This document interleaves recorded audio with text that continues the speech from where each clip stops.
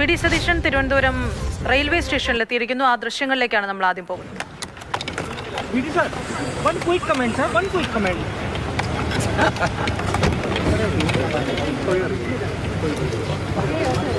കേവളൊക്കെ കുടിക്കുന്നത് എടുത്തോണ്ട് ഉണ്ടാവില്ല.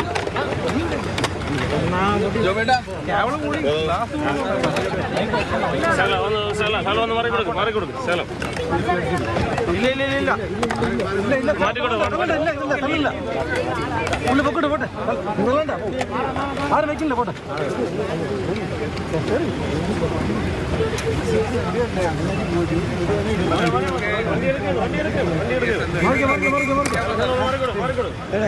വണ്ടി പോട്ടെ.